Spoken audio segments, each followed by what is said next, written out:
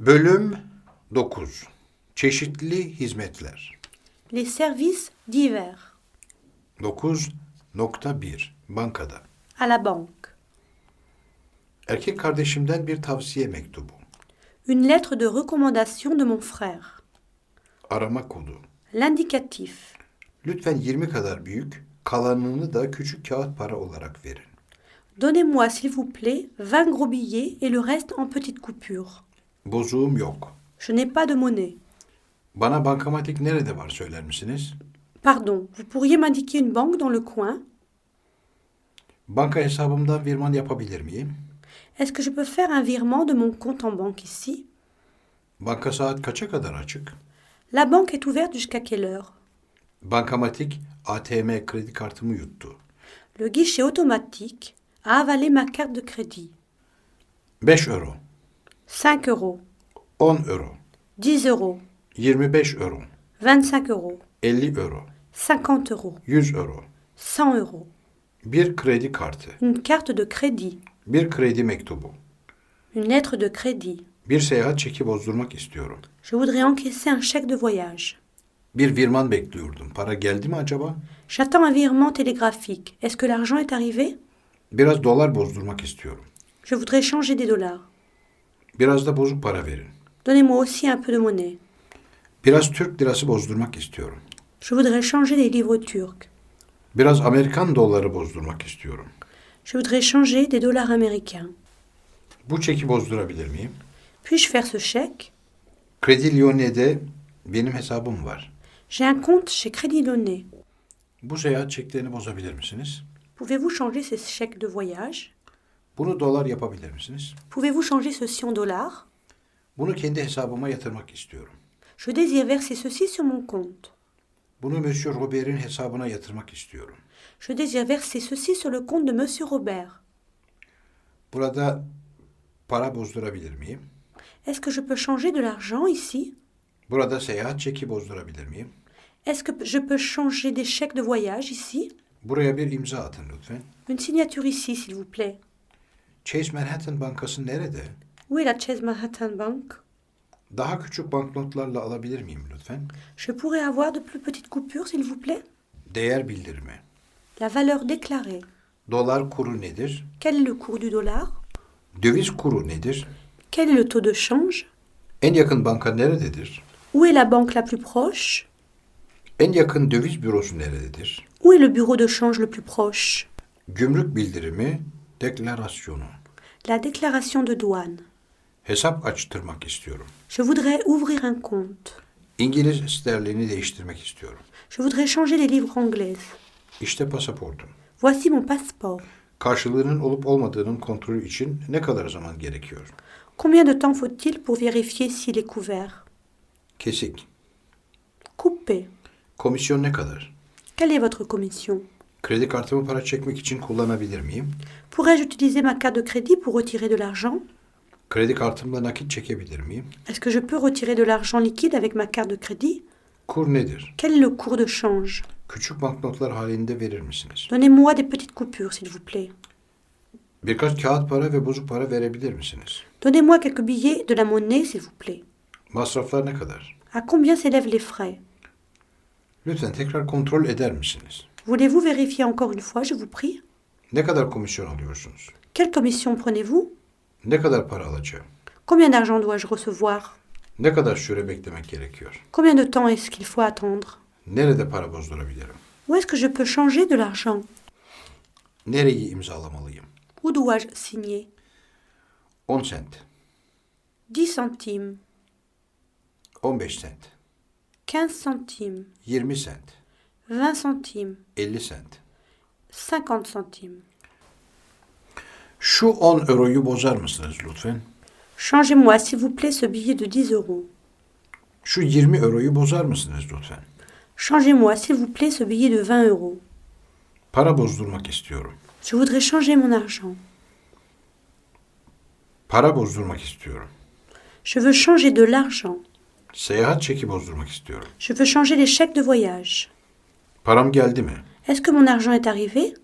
Parayı çekmek için kasaya geçin lütfen. Pour retirer l'argent, passez à la caisse, s'il vous plaît. Paris'ten para bekliyorum. Geldi mi? J'attends de l'argent de Paris. Est-ce qu'il est arrivé? Şahsi çek bozabilir misiniz? Puis-je toucher un chèque à ordre? Paris'teki bankamla bağlantı kurabilir misiniz? Pouvez-vous contacter ma banque à Paris? Pasaportunuz lütfen. Votre passeport, s'il vous plaît. Kimliğiniz lütfen. Votre carte d'identité, lütfen.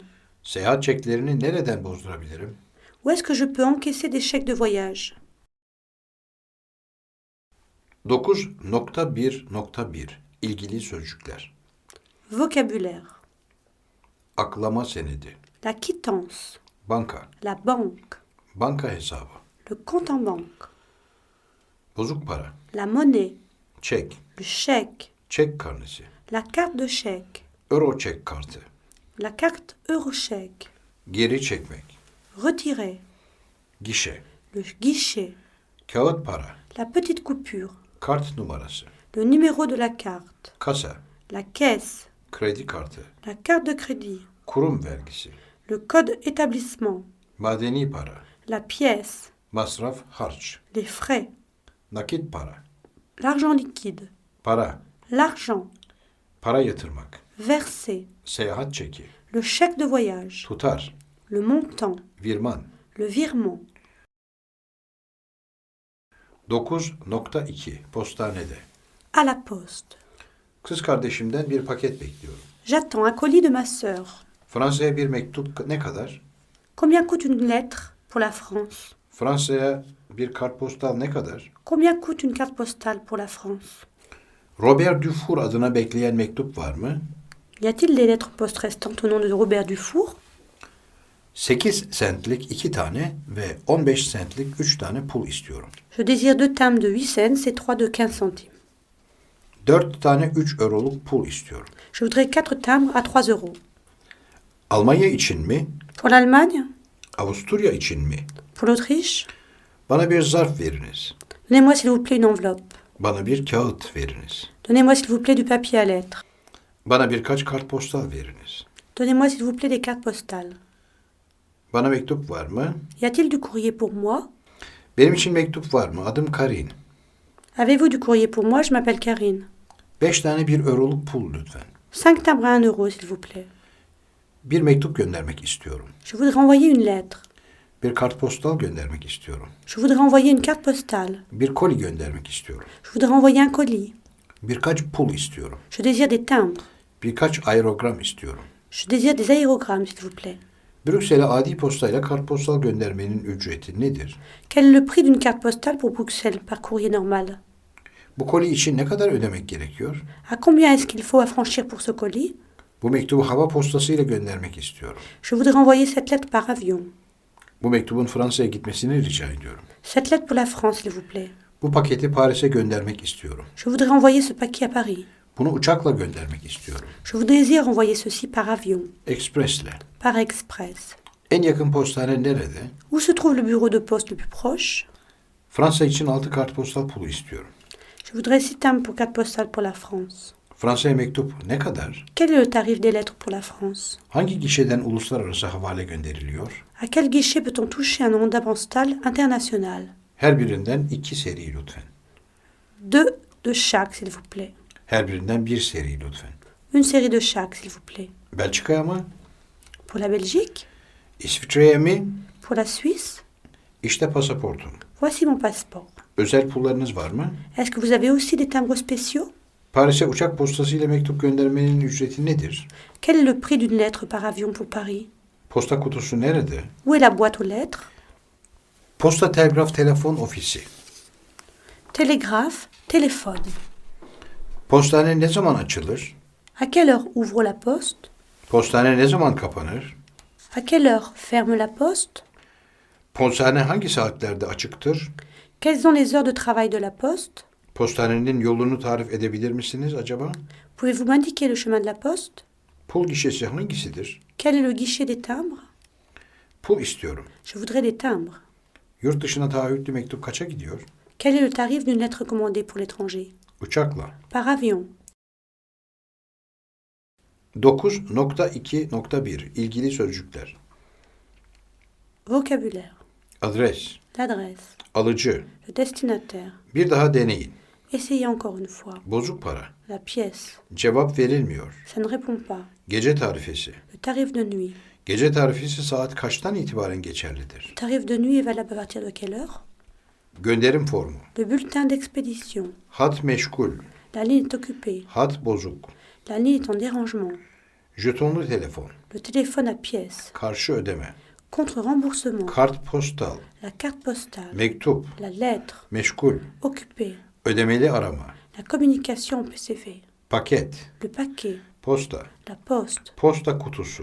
La boîte aux lettres. Posta pulu. Le timbre. Uluslararası arama. La communication internationale. Vergi. La taxe. 9.2.2 Posta, e-mail, internet. Poste. Email. Internet.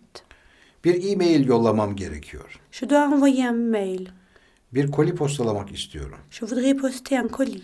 Bir telgraf göndermek istiyorum. Je désire envoyer un télégramme. Gece mektubu göndermek istiyorum. Je voudrais envoyer un télégramme lettre. Kelime başına ücret ne kadar? Combien coûte le mot? Elektronik posta adresin var mı? As-tu une adresse électronique? Bir e-mailin var mı? As-tu un email? Postrestan bekleyen mektup gişesi nerede? Où est le guichet poste restante? Telex gönderebilir miyim? Puis-je envoyer un téléx? Bir fax gönderebilir miyim? Puis-je envoyer un téléfax? Telgraf bütün gün çalışıyor mu? Le télégraphe fonctionne 24 heures sur 24? Telgrafın Latin harfleriyle yazılması gerekiyor. Le télégramme doit être écrit en lettres latines. 9.3 Telefon, fax. Téléphone, fax. Alo, ben Paco Rabanne firmasından Nathalie. Allô, ici Nathalie de la maison Paco Rabanne. Martin'le konuşmak istiyorum. Je voudrais parler à Martine. Ayrılmayın. Ne quittez pas. Nereden telefon edebilirim? Où puis-je téléphoner? Numarayı benim yerime çevirebilir misiniz? Telefon benim için fazla yüksekte. Est-ce que vous pourriez composer le numéro à ma place? Le téléphone est trop haut pour moi. Martin şu anda diğer hatta. Martine est en ligne en ce moment. Martin bugün burada değil. Martine n'est pas là aujourd'hui. Mesaj bırakmak ister misiniz? Désirez-vous laisser un message? Telefon. Le téléphone. Telefonunuzu kullanabilir miyim? Je peux téléphoner de chez vous? Benim için hiç posta var mı? Vous aviez du courrier pour moi? Benim için bir fax yollayabilir misiniz? Vous pouvez envoyer un fax pour moi? Buradan bir telgraf gönderebilir miyim? Est-ce que je peux envoyer un télégramme à partir d'ici? Bana bir telgraf formu verin lütfen. Donnez-moi un formulaire de télégramme, s'il vous plaît. Bir dakika lütfen. Un instant, s'il vous plaît. Buradan nereden telefon edebilirim? Où est-ce que je peux téléphoner ici? Birinci kabini alın. Prenez la première cabine. Affedersiniz, telefon etmek için bozuk paraya ihtiyacım var. Excusez-moi, il me faudrait des pièces pour téléphoner. Bu kağıt parayı benim için bozabilir misiniz? Pourriez me changer ce billet? Belçika'nın kodu nedir? Quel est l'indicatif de Belgique? Sizde Almanya'nın yıllık rehberi var mı? Est-ce que vous avez un annuaire de l'Allemagne? Kimsiniz? Qui êtes-vous? Telefon nerede? Où est le téléphone? Ödemeli arama yapmak istiyorum. Je désire une communication en PCV. En yakın direkt çevirmeli telefon nerede? Où est le téléphone automatique le plus proche?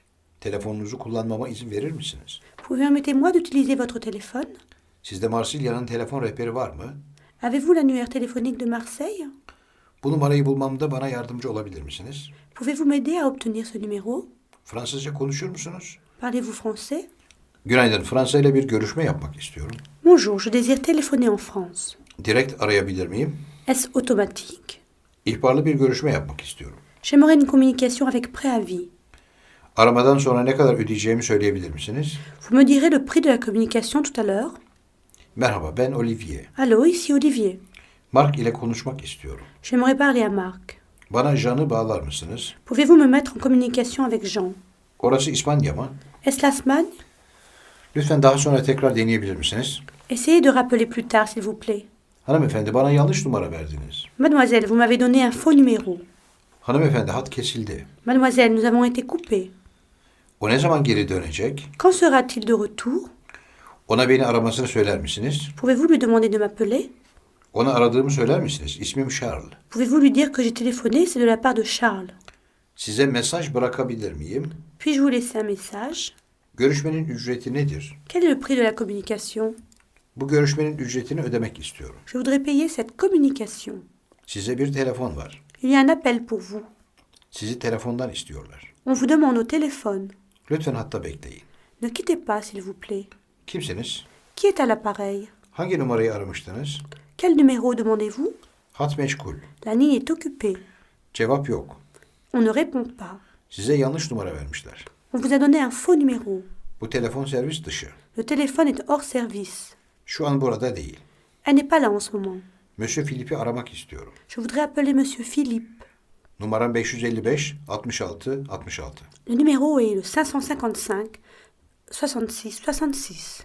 3 dakika konuşmak istiyorum. Je veux parler 3 minutes. Fazladan her dakikanın fiyatı nedir? Quel est le prix de chaque minute supplémentaire? Hat meşgul. La ligne est occupée. Hat kesildi. J'ai été coupé. Bir daha deneyebilir misiniz lütfen? Pouvez-vous essayer encore une fois, s'il vous plaît? Burada cep telefonumu kullanabilir miyim? Je peux utiliser mon portable ici? Cep telefonu kiralamak istiyorum. Je voudrais louer un portable.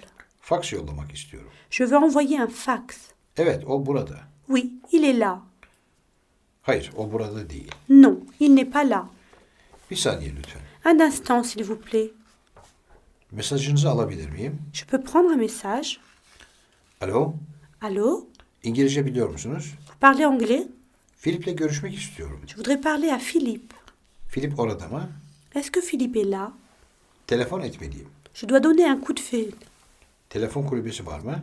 Y a-t-il une cabine téléphonique? Mesaj bırakabilir miyim? Je peux laisser un message? Ne zaman tekrar arayabilirim? Quand pourrais-je rappeler? Beni aramasını söyleyebilir misiniz? Pourriez-vous lui dire de me rappeler, s'il vous plaît? Sayfa ücreti nedir? C'est combien la page? Teşekkür ederim, hoşça kalın. Merci, au revoir. 5 dakika konuşacağım. Je vais parler 5 minutes. 10 dakika konuşacağım. Je vais parler 10 minutes. 3 dakikalık bir görüşmenin fiyatı nedir? Quel est le prix d'une communication de 3 minutes? Uluslararası telefon santralı nerededir? Où est le central téléphonique international? Bana Almanya'yı bağlar mısınız? Je voudrais demander la communication avec l'Allemagne. Odamdan konuşmak istiyorum. Je voudrais parler de ma chambre. Bana Fransa'yı bağlar mısınız? Voulez-vous me mettre en communication avec la France? Meşgul. Pas libre. Cevap yok. Pas de réponse. Mary ile konuşabilir miyim? Puis-je avoir Marie à l'appareil, s'il vous plaît? Buralarda telefon bulunur mu? Y a-t-il un téléphone par ici? Telefonunuzu kullanabilir miyim? Puis-je me servir de votre téléphone? Fransa'ya telefon etmek istiyorum. Je voudrais téléphoner en France. George ile görüşebilir miyim? Pourrais-je parler à Georges? Alo, ben Simon. Allô, c'est Simon. Mesaj bırakabilir miyim? Puis-je laisser un message? Bir kere daha ve çok yavaş söyler misiniz? Pourriez-vous répéter cela très très lentement? Pierre aradı der misiniz? Pouvez-vous dire que Pierre a appelé?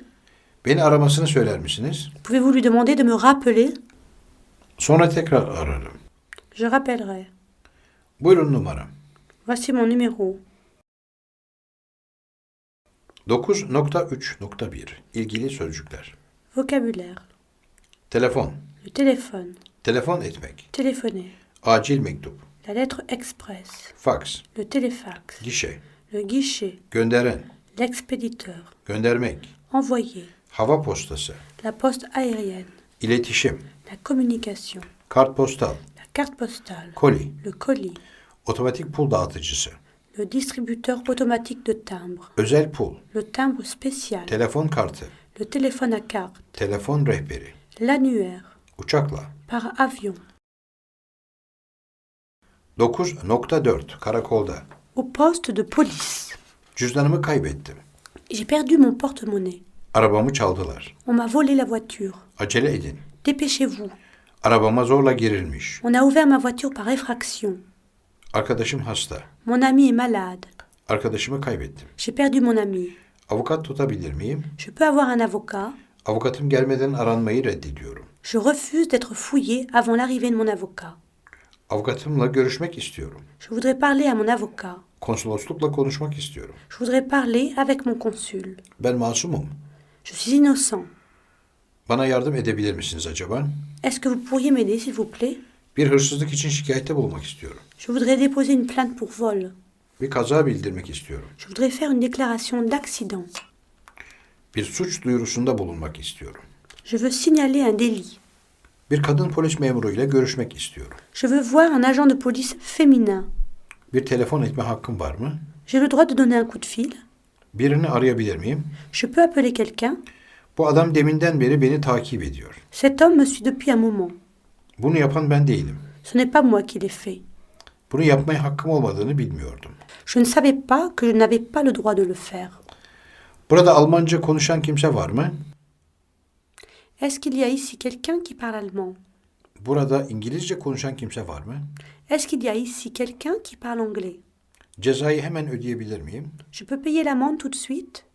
Tutuklamak. Arrêtez. El çantam çalındı. On m'a volé mon sac à main. Elçilikle ilişki kurmak istiyorum. Je veux contacter mon ambassade. Konsoloslukla ilişki kurmak istiyorum. Je veux contacter mon consulat. En yakın polis karakolu nerede? Où est le poste de police le plus proche? Evimi soydular. On a cambriolé ma maison. Odamı soydular. On a cambriolé ma chambre. Bizler jandarmayız. Nous sommes gendarmes. Hırsız var. Au voleur. Kayboldum. Je me suis perdu. Kayıp. Perdu. Neyle suçlanıyorum? De quoi suis-je accusé? Suçsuzum, masumum. Je suis innocent. Kızım kayboldu. Ma fille a disparu. Oğlum kayboldu. Mon fils a disparu. Mallarım sigortalı. Mes biens sont assurés. O acil. C'est urgent. O önemli. C'est important. Para cezası alacak mıyım? Je vais avoir une amende.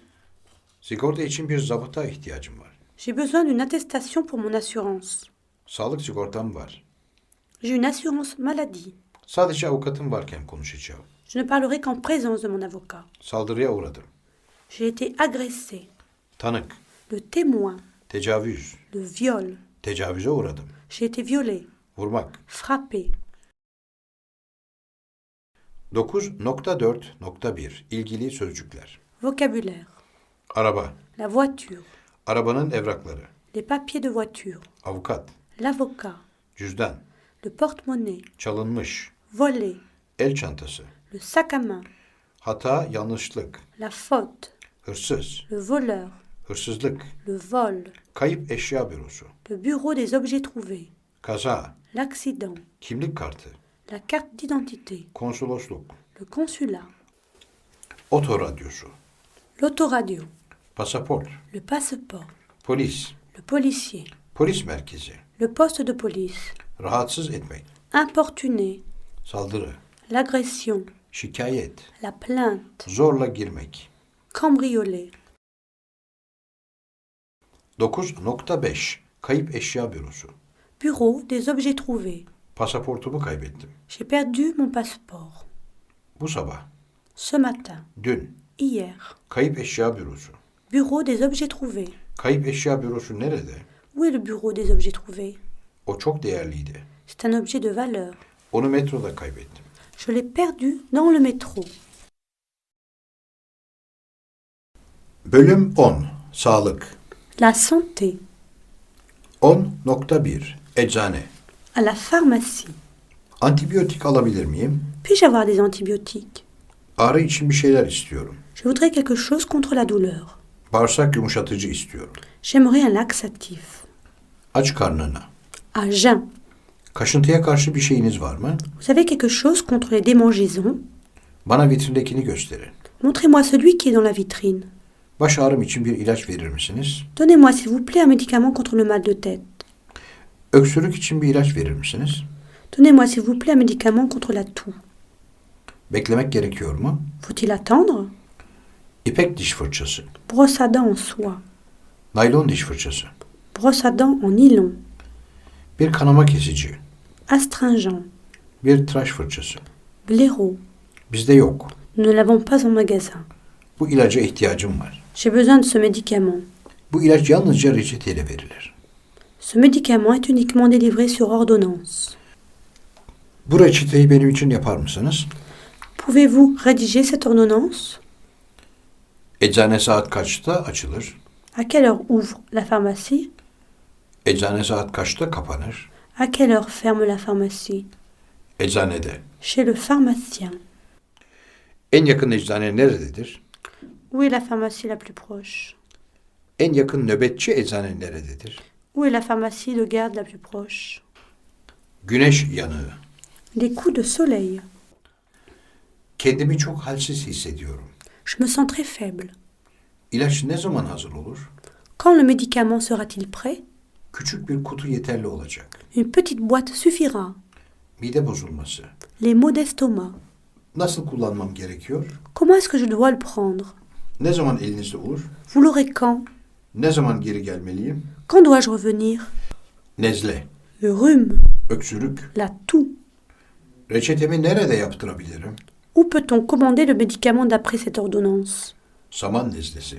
Le rhume des foins, Yol tutması. le mal de transport. Sipariş vermemiz gerekiyor. Nous devons le commander. 10.1.1 İlgili sözcükler. Vocabulaire. Ağızda eritmek. Laisser fondre dans la bouche. Ağrı kesici. L'analgésique. Alkol. L'alcool. Antibiyotik. L'antibiotique. Ateş düşürücü. Le fébrifuge. Bağırsak yumuşatıcı. Le laxatif. Çiğnemeden yutun. Avaler sans croquer. Dezenfektan. Le désinfectant. Dış. Externe. Doğum kontrol hapı. La pilule contraceptive. Doktorun tavsiyelerine göre. Conformément aux prescriptions du médecin. Eczane. La pharmacie. Elastik bant. La bande élastique. Gazlı bez. La bande de gaz. Gece nöbeti. La garde de nuit. Günde 3 kez. 3 fois par jour. Güneş çarpmasına karşı krem. La pommade contre les coups de soleil. Homeopati. Homéopathique. İç. Interne. İğne. La piqûre. İlaç. Le médicament. Insülin. L'insuline. İyot. L'iode. Jel. Le gel. Kan dolaşımı ilaçları. Le médicament pour la circulation du sang. Kaşıntıya karşı melhem. La pommade contre les démangeaisons. Kömür tableti. Les comprimés de charbon. Hasta termometresi derece. Le thermomètre médical. Nane çayı. L'infusion de menthe. Not talimat. La notice. Öksürük şurubu. Le sirop contre la toux. Pansuman. Le pansement. Ped. La serviette hygiénique. Pomat merhem. La pommade. Prezervatif. Les préservatifs. Pudra. La poudre. Reçete. L'ordonnance. Rektal. Rectal. Sakinleştirici. Le calmant. Sinek ısırmasına karşı merhem. La pommade contre les piqûres de moustiques. Tablet. Les comprimés. Tampon. Les tampons. Toz. La poudre. Uyku ilacı. Le somnifère. Yakı. Le sparadrap. Yan etkiler. Effet secondaire. Yemeklerden önce. Avant les repas. Yemeklerden sonra. Après les repas. 10.2 Doktorda. Chez le docteur. Alerjiye karşı aşılandınız mı? Est-ce que vous êtes vacciné contre l'allergie? Ayağımı hareket ettiremiyorum. Je ne peux pas bouger le pied. Arı soktu. J'ai été piqué par une abeille. Doktorum. Je suis médecin. Hemen bir ambulans çağırın. Faites venir une ambulance immédiatement. 2 aydan önce seyahat edemezsiniz. Vous ne pouvez pas voyager avant 2 mois. 2 gün içinde beni tekrar görmenizi istiyorum. Revenez me voir dans 2 jours. 3 hapı bir bardak suyla alın. Prenez 3 pilules avec un verre d'eau.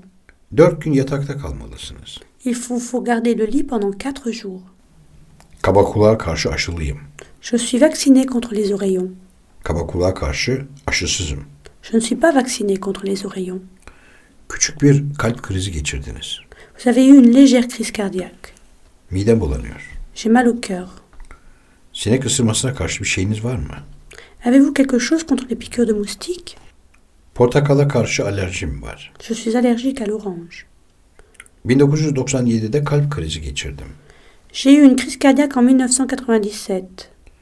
Kaslarımı hareket ettiremiyorum. Çok acıyor. Je ne peux pas bouger les muscles. Cela me fait mal. Ağzınızı açın.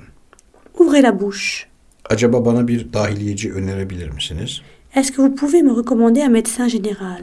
Acilen bir doktora ihtiyacım var. J'ai besoin d'un médecin. Vite. Acıyor. Ça fait mal. Aileme haber verin lütfen. Prévenez ma famille, s'il vous plaît. Alerjim var. J'ai une allergie. Bronşitim var. J'ai une bronchite. Yanıklarım var. J'ai une brûlure. Öksürüğüm var. J'ai une toux. Baş ağrım var. J'ai mal à la tête. Almanca biliyor mu? Est-ce qu'il parle allemand?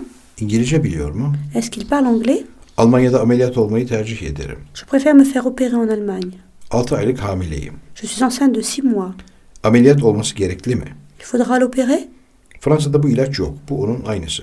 Nous n'avons pas ce médicament en France. Ceci est analogue. Antibiyotiklere karşı alerjim var. Je suis allergique aux antibiotiques.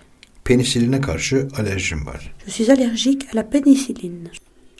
Süt ürünlerine ve arılara karşı alerjim var. Je suis allergique aux produits laitiers et aux abeilles. Arkadaşım hasta. Mon ami est malade. Astım için bir ilaca ihtiyacım var. J'ai besoin d'un médicament pour l'asthme. Aşı yaptırdım. Je me suis fait vacciner. Ateş. Fièvre. Boğaz ağrısı. Mal à la gorge. Ateşi var. Il a beaucoup de fièvre. Ateşinizi ölçeceğim. Je vais prendre votre température. Bademcik. Amygdale. Astım. Asthme. Ateşinizi ölçmek istiyorum. Je voudrais prendre votre température. Bana ağrı için bir şey verin lütfen. Donnez-moi quelque chose contre la douleur. Bana uyku için bir şey verin lütfen. Donnez-moi quelque chose pour dormir, s'il vous plaît. Bana bir doktor çağırır mısınız? Voulez-vous appeler un médecin? Bana bir reçete yazmanızı istiyorum. Je voudrais que vous me fassiez une ordonnance. Baş ağrısı, Maux de tête. sırt ağrısı. Mal au dos. Bana bir belge verebilir misiniz? Est-ce que vous pourriez me faire un certificat? Baş doktor tarafından tedavi edilmek istiyorum. Je voudrais être soigné par le médecin-chef. Başım dönüyor. La tête me tourne. Başım ağrıyor. J'ai mal à la tête. Boğazım ağrıyor. J'ai mal à la gorge. Midem ağrıyor. J'ai mal à l'estomac. Kalbim ağrıyor. Je souffre du cœur. Başım dönüyor. J'ai des vertiges. Titriyorum. J'ai des frissons. Bebeğin ne zaman doğması gerekiyor? Quand le bébé doit-il naître? Ben şeker hastasıyım. Je suis diabétique. Ben saralıyım. Je suis épileptique. Ben astımım. Je suis asthmatique. Ben anemiliyim. Je suis anémique. Ben AIDS'im. Je suis séropositif. Ben kalp hastasıyım. Je suis cardiaque. Benim fıtığım var. J'ai une hernie. Benim kanamam var. J'ai une hémorragie. Kalçanızda kırık var. Vous avez une fracture de la hanche. Beni bir böcek soktu. J'ai été piqué par un insecte. Bir ağrı hissediyor musunuz? Vous ressentez une douleur? Bir antiseptik vereceğim. Ciddi bir şey değil. Je vais vous donner un antiseptique. Ce n'est pas grave. Bir doktor çağırır mısınız? Faites venir le docteur, s'il vous plaît. Bir doktora ihtiyacım var. J'ai besoin d'un docteur. Bir doktorla konuşmak istiyorum. Je voudrais parler à un médecin. Bir duyma cihazım var. J'ai un appareil acoustique. Bir hanım doktorla görüşebilir miyim? Est-ce que je peux voir une femme médecin?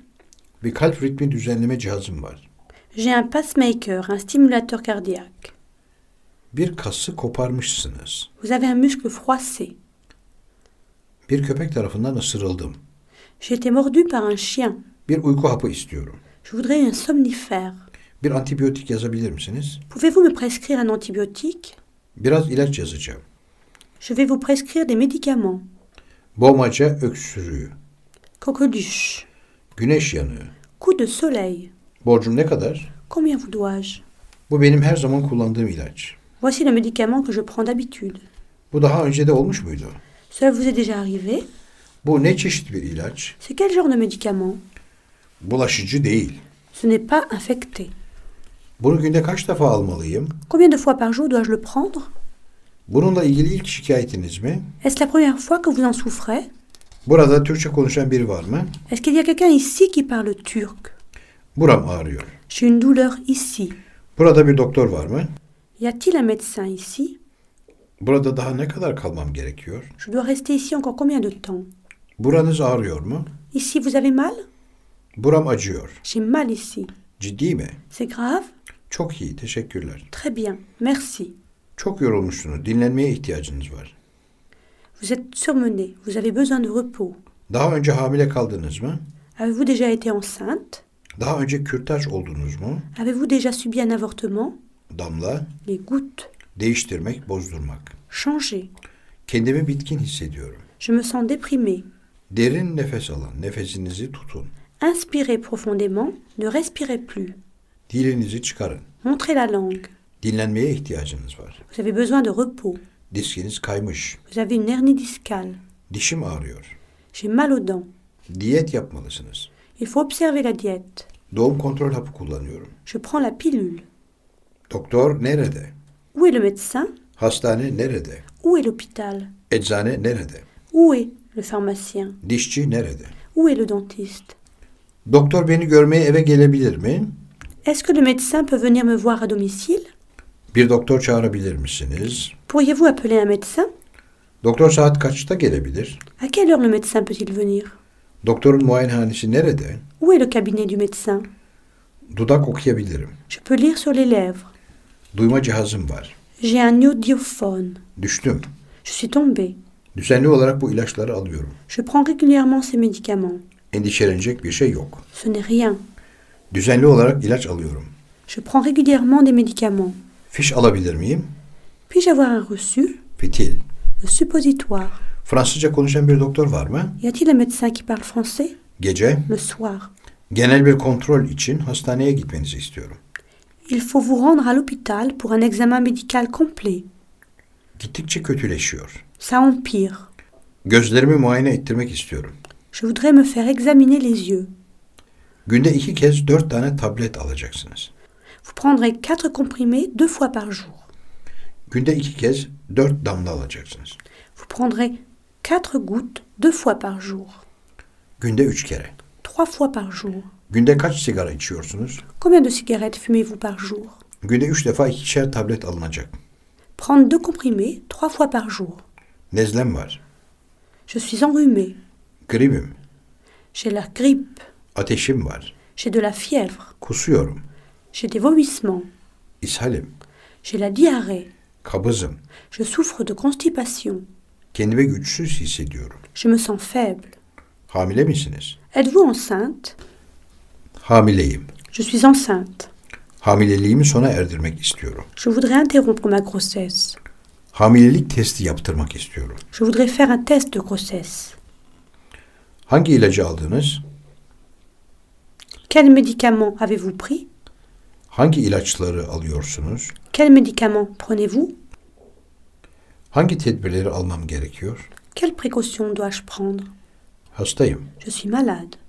Hastaneden çıkmak istiyorum. Sorumluluğu üzerime alıyorum. Je voudrais sortir de l'hôpital. C'est à mes risques et périls. Her yemekten önce, Avant chaque repas. her yemekten sonra, Après chaque repas. her 6 saatte bir bu ilaçtan 2 çay kaşığı alın.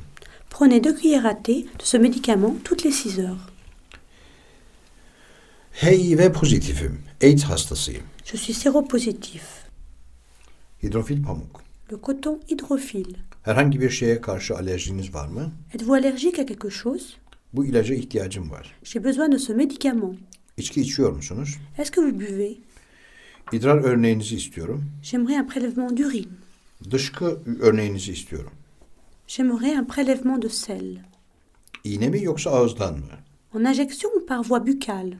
İlacı günde 3 kez yemeklerden önce alınız. Prenez le médicament 3 fois par jour avant le repas. İlacı günde 3 kez yemeklerden sonra alınız. Prenez le médicament 3 fois par jour après le repas. İlaç kullanıyor musunuz? Est-ce que vous prenez des médicaments? İlk yardım malzemeleri. Les pansements. İmza. La signature. İshalim. J'ai la diarrhée. Ateşim var. J'ai la fièvre. İşte adres ve telefon numarası. Voici l'adresse et le numéro de téléphone. İşte sürekli kullandığım ilaçlar. Voici mes médicaments habituels. İyi değilim. Je me sens mal. İyi, teşekkürler. Ya siz? Bien, merci. Et vous? Kabız, kasılma. Constipation. Convulsion. Kabız oldum. Je suis constipé. Kabızım. Je suis constipé. Kabuslar görüyorum. J'ai des cauchemars. Kan basıncınızı ölçeceğim. Je vais prendre votre tension. Kan nakli istemiyorum. Je ne veux pas de transfusion sanguine. Kan tahlili yapmak gerekiyor. Il faut faire une analyse de sang. İdrar tahlili yapmak gerekiyor. Il faut faire une analyse d'urine. Kendi şırıngam var. J'ai ma propre seringue. Kendimi daha iyi hissediyorum. Je me sens mieux. Kendimi daha kötü hissediyorum. Je me sens plus mal. Kendimi iyi hissetmiyorum. Je ne me sens pas bien. Kendimi zayıf hissediyorum. Je me sens faible. Kendinizi nasıl hissediyorsunuz? Comment vous sentez-vous? Kimse işaret dilini biliyor mu? Quelqu'un connaît le langage par signe? Kırık, Cassé. burkulmuş, Foulé. çıkmış, Déboîté. yırtılmış. Déchiré. Kolunuzu sıvayın lütfen. Relevez votre manche, s'il vous plaît. Körüm, Je suis aveugle. kramp, Crampe. ishal. Diarrhée. Birçok kez kustum. J'ai vomi plusieurs fois. Kusuyorum. J'ai eu des vomissements. Lütfen pantolonunuzu ve kilotunuzu çıkarın. Enlevez votre pantalon et votre slip, s'il vous plaît.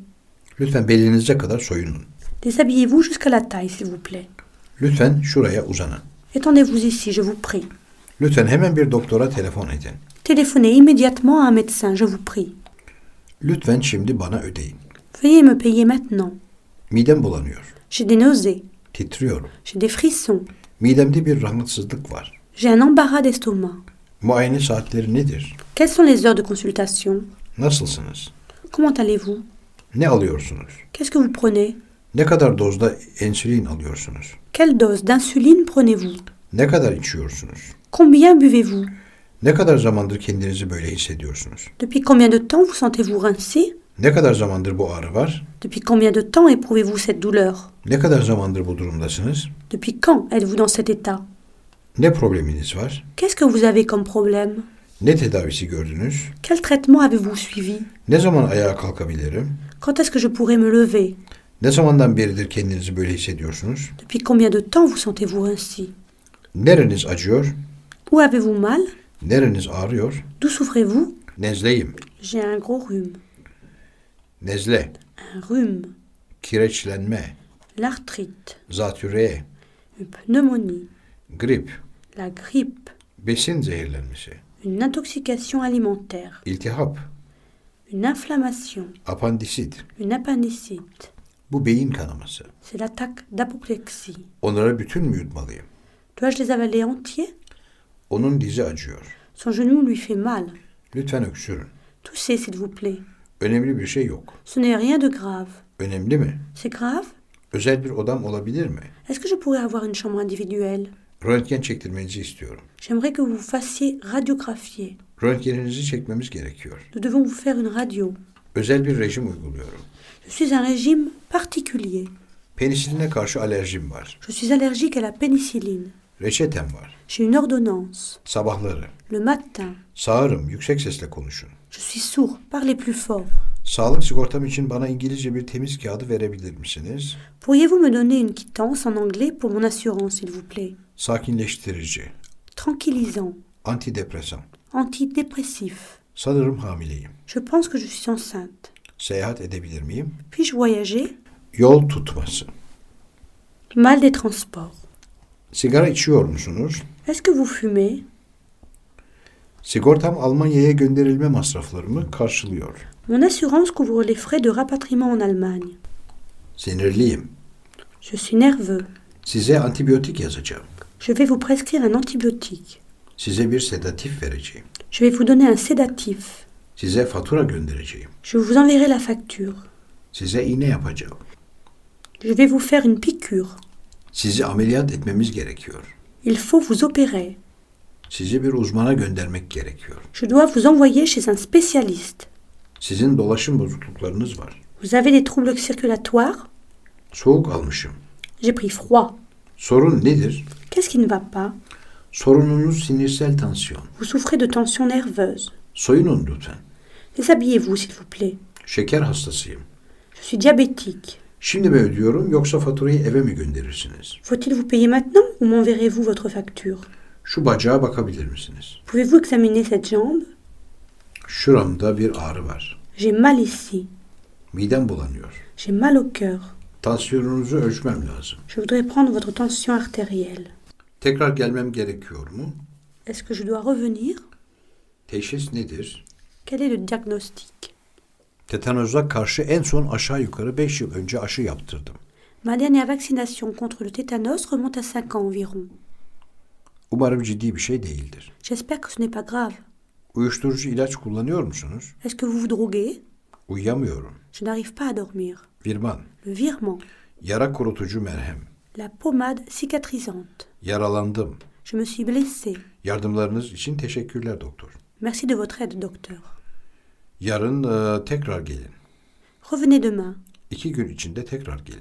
Revenez dans 2 jours. Yatakta kalmalısınız. Il faut garder le lit. Yemek arasında. Entre les repas. Yemek yemiyorum. Je ne peux pas manger. Uyuyamıyorum. Je ne peux pas dormir. Yolunda gitmeyen nedir? Qu'est-ce qui ne va pas? Yüksek tansiyon sorunum var. Je souffre d'hypertension. Düşük tansiyon sorunum var. Je souffre d'hypotension. 10.2.1 İlgili sözcükler. Vocabulaire. Acı, Les douleurs. adale, bağ gerilmesi, kramp, Le claquage musculaire. adet dönemi, La menstruation. ağız, La bouche. AIDS, Le sida. akciğerler, les poumons, alçı, le plâtre, alerji, l'allergie, alın, le front, alın sinüsü, le sinus frontal, ameliyat etmek, opérer, apandisit, l'appendicite, astım, l'asthme, aşı karnesi, le carnet de vaccination, aşılama, la vaccination, ateş, la fièvre, ayak, le pied, ayak bileği, la cheville, ayak parmağı, l'orteil, bacak, la jambe, bademcik, les amygdales, bademcik yangısı, l'amygdalite, bağırsak, les intestins, eklem bağlar, les ligaments, baldır, le mollet, baldır kemiği, le tibia, baş, la tête, baş ağrısı, le mal de tête, baş dönmesi, les vertiges, bayılma, évanoui, besin zehirlenmesi, l'intoxication alimentaire, beyin kanaması, felç, l'attaque, d'apoplexie, beyin sarsıntısı, la commotion cérébrale, boğaz, la gorge, boğaz ağrısı, les maux de gorge, boyun, le cou, böbrek, le rein, böbrek taşı, les calculs rénaux, bronşlar, les bronches, bulaşıcı, contagieux, burkma, foulé, burkulma, la foulure, l'entorse, burun, le nez, burun kanaması, les saignements de nez, çıban, l'abcès, çıkık, luxée, çıkma, la luxation, çocuk felci, la poliomyélite, deri, la peau, deri döküntüsü, l'éruption cutanée, dermatolog, le dermatologue, dil, la langue, disk, le disque intervertébral, diş, la dent, diyabet, şeker hastalığı, le diabète, diz, le genou, diz kapağı, la rotule, doktor, le médecin, dolaşım bozuklukları, les troubles circulatoires, düşük tansiyon, l'hypotension, eklemler, l'articulation, el, la main, enfarktüs, l'infarctus, enjeksiyon, la piqûre, ense, la nuque, ezilme, ezik, la contusion, fıtık, l'hernie, genel doktor, le médecin généraliste, göğüs, la poitrine, göz doktoru, l'oculiste, göz gözler, l'œil des yeux, gözde bir zar yangısı, konjonktivit, la conjonctivite, grip, la grippe, güneş çarpması, le coup de soleil, l'insolation, hamile, enceinte, hamilelik, la grossesse, hastane, l'hôpital, hekim tavsiyesi, prescrire, herpes uçuk, l'herpès, iç hastalıkları uzmanı, le spécialiste des maladies internes, idrar tahlili, l'analyse d'urine, irin, le pu, ishal, la diarrhée, ısırık, la morsure, jinekolog, le gynécologue, kaba kulak, les oreillons, kaburga, la côte, kalça, la hanche, leğen kemiği, le bassin, kalp, le cœur, kalp anomalisi, l'anomalie cardiaque, kalp atışlarını düzenleyen makine, le pacemaker, kalp krizi, la crise cardiaque, kan, le sang, kan aktarımı, la transfusion de sang, kan grubu, le groupe sanguin, kan zehirlenmesi, l'empoisonnement du sang, kanama, le saignement, karaciğer, le foie, karın, le ventre, karnın alt kısmı, le bas-ventre, kas, le muscle, kemik, l'os, kırık, cassé, kızamık, la rougeole, kızıl, la scarlatine, koğuş, le cervice, kol, le bras, kolik, la colique, köprücük kemiği, la clavicule, kramp, la crampe, kulak, l'oreille, kulak zarı, le tympan, kulak burun boğaz doktoru, l'otorino-laryngologiste, kusma, les vomissements, lumbago, l'amago, mantar enfeksiyonu, la mycose, mesane, la vessie, mide, l'estomac, mide ağrısı, les maux d'estomac, mide bulantısı, les nausées, le mal au cœur, mide ülseri, l'ulcère d'estomac, migren, la migraine, muayene saatleri, les heures de consultation, nezle, le rhume, omur, la vertèbre, omurga, la colonne vertébrale, omuz, l'épaule, orta kulak iltihabı, l'otite, ortopedist, l'orthopédiste, tousser, öksürük, la toux, parmak, le doigt, pediatrist, çocuk doktoru, le pédiatre, peklik, la constipation, penis, le pénis, romatizma, le rhumatisme, röntgen çekmek, faire une radio, safra, la bile, safra taşı, le calcul biliaire, sağlık raporu, le certificat médical, saman nezlesi, le rhume des foins, sinir, le nerf, sırt, le dos, sistit, la cystite, su toplaması, l'ampoule, sümüksü madde, la muqueuse, şakak, la tempe, şişlik, l'enflure, şok, le choc, tansiyon kan basıncı, la tension sanguine, tendon, le tendon, terleme, les sueurs, teşhis, le diagnostic, tetanos, le tétanos, tik, la tique, tiroid, la thyroïde, titreme, les frissons, uykusuzluk, l'insomnie, uyluk but, la cuisse, uzama, l'élongation, uzama bağ kopması, l'élongation, ülser, l'ulcère, ürolog, l'urologue, üşütme, le refroidissement, vajina, le vagin, veteriner, le vétérinaire, vücudun üst kısmı, le haut du corps, yalancı çiçek hastalığı, la varicelle, yalancı kızamık, la rubéole, yanak, la joue, mide yanması, les brûlures d'estomac, yaralanma, la blessure, yırtık, la déchirure, yüksek tansiyon, l'hypertension, zatürre. la pneumonie. 10.3 Dişçide. Chez le dentiste, Ağzınızı açın. ouvrez la bouche. Altta. En bas, Absem var. j'ai un abcès. Arkada. Derrière, Bana bir iğne yapın. faites-moi une injection, s'il vous plaît. Bana iğne yapmayın lütfen. Ne me faites pas une injection, s'il vous plaît. Bana daha erken bir randevu veremez misiniz? Ne pouvez-vous pas me fixer un rendez-vous plus tôt? Bana iyi bir dişçi tavsiye edebilir misiniz? Pouvez-vous me recommander un bon dentiste? Bir abse. Abcès. Bir köprüye ihtiyacınız var. Vous avez besoin d'un bridge. Bir dolgumu düşürdüm. J'ai perdu un plombage. Bu diş ağrıyor. Cette dent me fait mal. Bu dişim ağrıyor. J'ai mal à cette dent. Bu takma dişi tamir edebilir misiniz? Pouvez-vous réparer ce dentier? Bu takma dişimi kırdım. J'ai cassé mon dentier. Çekmenizi istemiyorum. Je ne veux pas que vous l'arrachiez. Diş eti çok ağrıyor. La gencive est très irritée. Diş eti kanıyor. La gencive saigne. Dişi çekmek zorundayım. Je dois extraire la dent. Dişim ağrıyor. J'ai mal aux dents. Dişim kırıldı. La dent s'est cassée. Dişime geçici olarak tedavi bakım yapabilir misiniz? Est-ce que vous pourriez soigner la dent de façon provisoire? Dişimi çekmenizi istemiyorum. Je ne veux pas que vous m'arrachiez la dent. Doktor Pierre'i görmek için acil bir randevu alabilir miyim? Puis-je prendre rendez-vous d'urgence chez le docteur Pierre? Dolgumu düşürdüm. J'ai perdu un plombage. Geçici olarak bakım yapabilir misiniz? Pouvez-vous me donner des soins provisoires? 2 saat boyunca bir şey yemeyin lütfen. Ne rien manger pendant 2 heures, s'il vous plaît. İyice çalkalayın. Rincez bien. Köprü. Un bridge. Ne zaman hazır olacak? Quand sera-t-il prêt? Önde. Devant. 10.3.1 İlgili sözcükler. Vocabulaire. Altın kaplama. La couronne en or. Baskı. L'empreinte. Boşluk. Le trou. Çene. La mâchoire. Diş. La dent. Diş çürüğü. La carie. Dolgu. Un plombage. Enfeksiyon. L'inflammation. Enjeksiyon. L'injection. Geçici tedavi dolgu. Le traitement provisoire. Kaplama. La couronne. Kök. La racine. Kanal tedavisi. Le traitement de la racine. Köprü. Le bridge. Lokal anestezi. L'anesthésie locale. Porselen dolgu. Le plombage en porcelaine. Porselen kaplama. La couronne en porcelaine. Sinir. Le nerf. Takma diş. Le dentier. 20 yaş dişi. La dent de sagesse. Bölüm 11 İş Dünyası. Les affaires. 11.1 Konferans, görüşme. Conférence.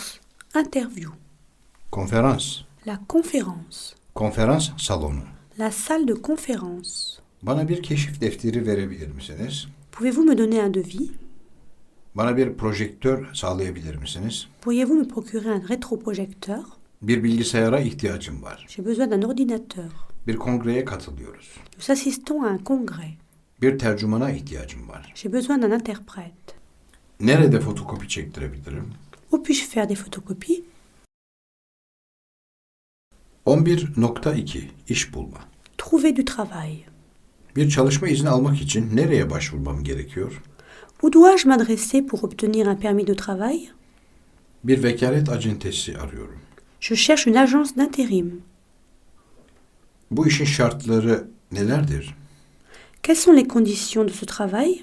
Bu işin sorumlulukları nelerdir? Quelles sont les responsabilités de ce travail? Çalışma iznine ihtiyacım var. J'ai besoin d'un permis de travail. Bugün başlayabilirim. Je peux commencer aujourd'hui. Yarın başlayabilirim. Je peux commencer demain.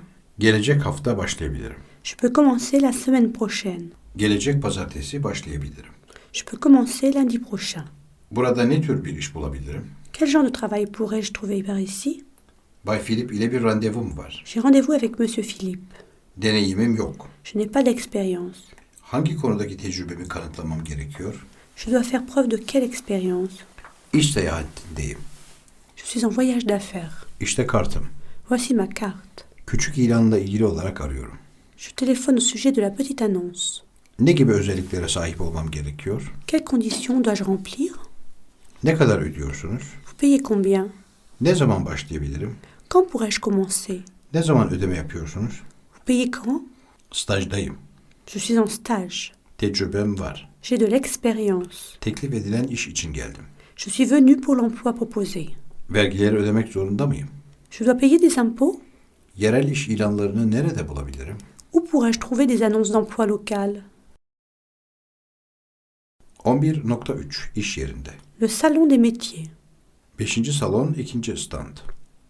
Halle 5, stand 2. Almanca prospektüsleriniz de var mı? Vous avez aussi des prospectus en allemand? İngilizce prospektüsleriniz de var mı? Vous avez aussi des prospectus en anglais? Bir fabrikayı gezmek istiyoruz. Nous voulons visiter une usine. Bu fabrika ne üretiyor? Que produit cette usine? Bu makineyi yakından görebilir miyiz? Puis-je examiner de plus près cette machine-outil? Siemens firmasının standını arıyorum. Je cherche le stand de l'entreprise Siemens. Türk halıları üzerine dokümanınız var mı? Vous avez de la documentation sur les tapis turcs? İşçilerle konuşmak istiyorduk. Nous voudrions parler aux ouvriers. İşinizi seviyor musunuz? Vous aimez votre travail? İşini seviyor musun? Tu aimes ton travail? Ne iş yapıyorsunuz? Vous faites quoi comme métier? Ne iş yapıyorsun? Tu fais quoi comme métier? Ne kadar kazanıyorsunuz? Combien gagnez-vous? Ne zamandır bu işi yapıyorsunuz? Depuis quand faites-vous ce travail? Ne zamandır bu işi yapıyorsun? Depuis quand fais-tu ce travail? Nerede çalışıyorsunuz? Vous travaillez où? Nerede çalışıyorsun? Tu travailles où? Sendika kuruluşunuz var mı? Y a-t-il une organisation syndicale? 11.3.1 İlgili sözcükler. Vocabulaire. Adres. L'adresse. Anons etmek. Açıklamak. Annoncer. Bilgi danışma. L'information. Bir başkasıyla konuşan kişi. L'interlocuteur. Büro. Le bureau. Büyük salon. Le hall. Çalışmak. Fonctionner. Dağıtım. La distribution. Departman. Le service. Departman şefi. Le chef de service. Doküman bilgi. La documentation. Dokümanlar. Les documents. Endüstriyel grup. Le groupe industriel. Eşantiyon örnek ürün. L'échantillon. Fax. Le téléfax. Fiyat. Le prix. Fiyat listesi. La liste des prix. Fotokopi. La photocopie. Fotokopi makinesi. Le photocopieur. Genel temsil. La représentation générale. İdare müdürü. Le gérant. Karşılaşma. La rencontre. Karşılaşmak. Rencontrer. Kartvizit. La carte de visite. Kask başlık. Le casque. Katalog. Le catalogue. Konferans. La conférence. Kongre. Le congrès. Lisans. La licence. Mesaj. Le message. Mühlet. Le délai. Müşteri. Le client. Prospektüs. Le prospectus. Randevu. Le rendez-vous. Seans. La séance. Sekreter. La secrétaire. Stand. Le stand. Tanıtım açıklama. L'exposé. Temsilci. Le représentant. Tercüman. L'interprète. Yapı. Le bâtiment. Yönetim. La direction.